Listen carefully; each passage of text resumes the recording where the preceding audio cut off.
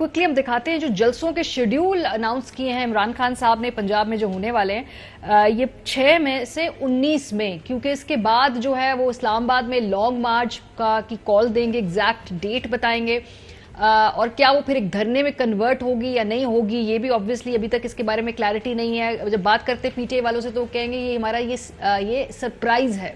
इसी तरीके से मरियम साहिबा भी अब एक उन्होंने भी पीएमएलएन ने भी अपना जलसा शेड्यूल अनाउंस किया है। सो सड़कों पे खान साहब भी भरपूर एक तरीके से इलेक्शन कैंपेन ही अगर हम इसे कहें तो गलत ना होगा, और जवाबी तौर पे पीएमएलएन भी ऑलमोस्ट एक सेमी इलेक्शन मोड के अंदर ही है, बिकॉज अगर इतने जलसे हैं, अवामी राब्ता मुहिम है, तो इसका मतलब यही है कि वो मोबिलाइज कर रहे हैं अपने वोटर को।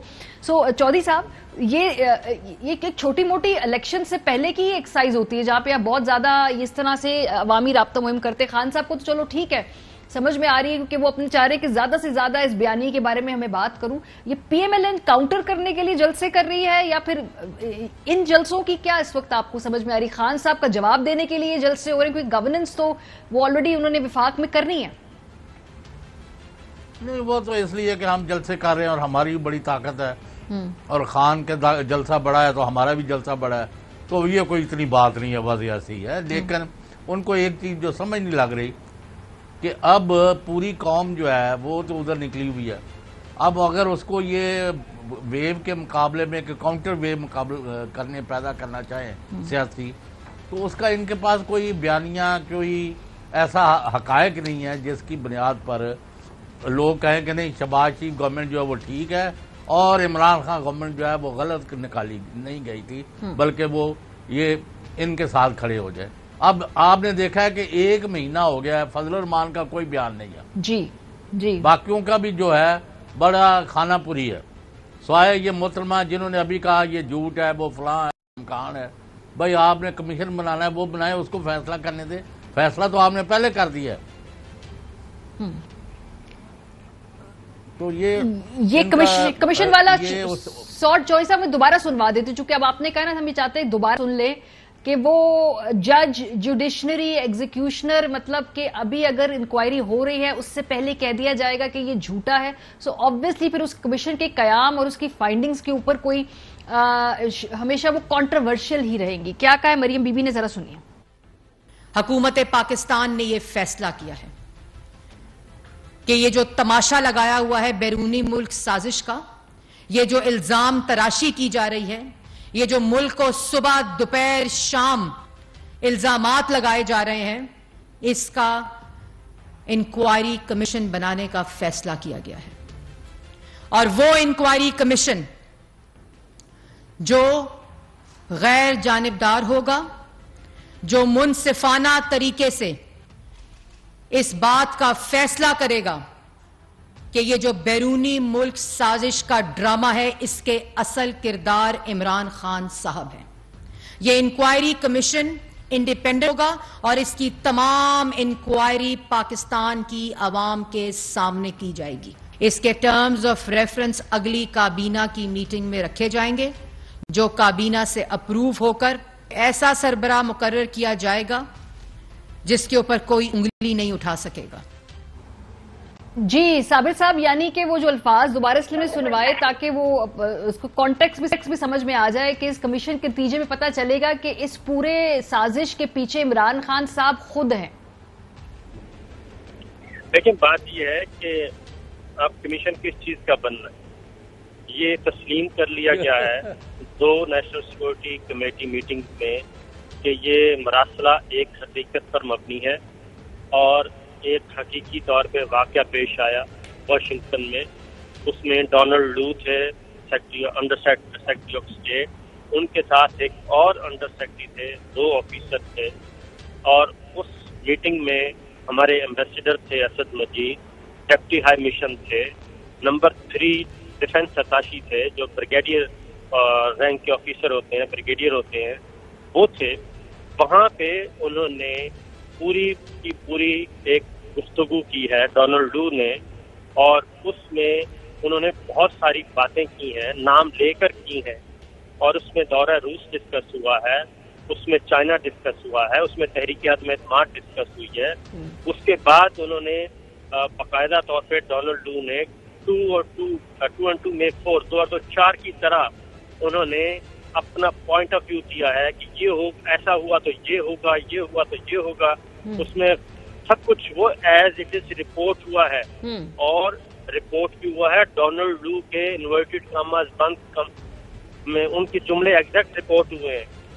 اور وہ معمولی چیز نہیں ہے، وہ ساری چیزیں نیشنل سیکورٹی کمیٹی پہلی پرائم منسٹر عمران خان اور سول سائڈ ان کے منسٹر تھے، جبکہ دوسری سائڈ پہ ملٹری سائڈ تھی.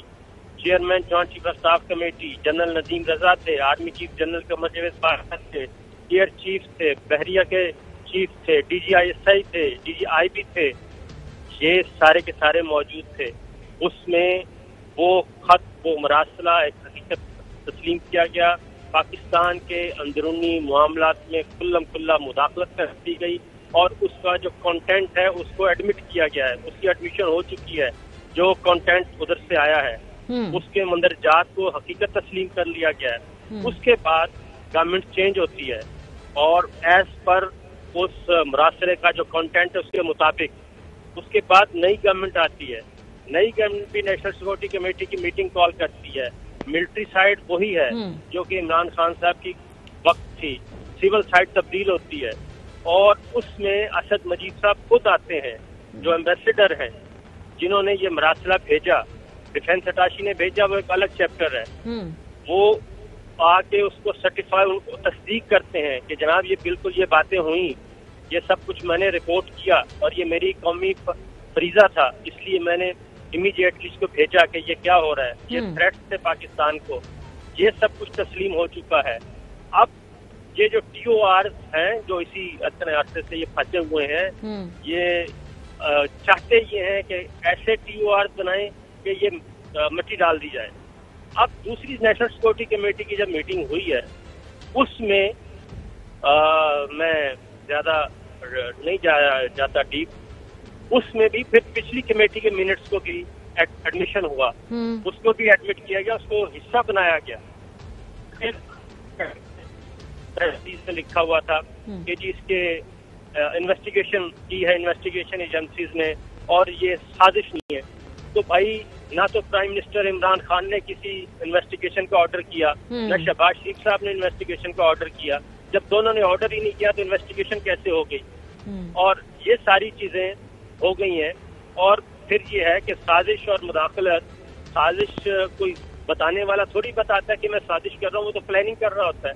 اس نے پلاننگ کی، اس نے سارا اس کو ایگزیکیوٹ کیا.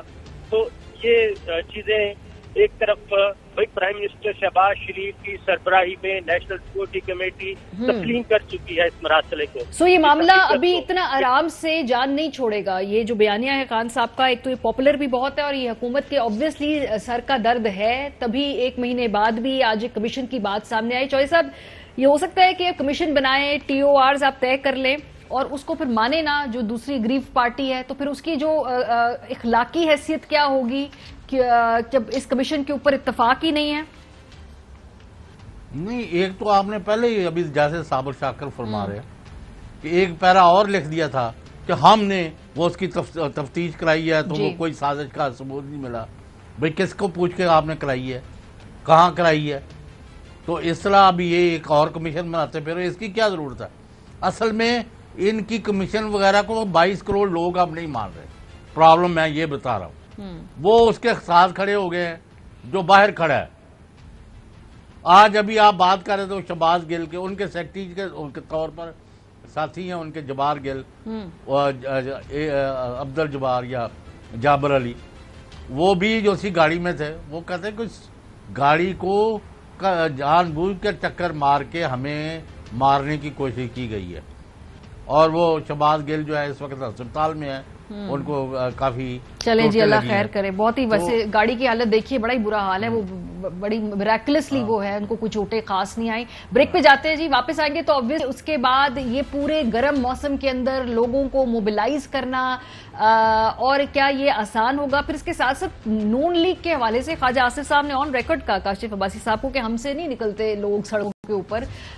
یہ کیا وجہ ہے؟ بریک کے بعد پہ بات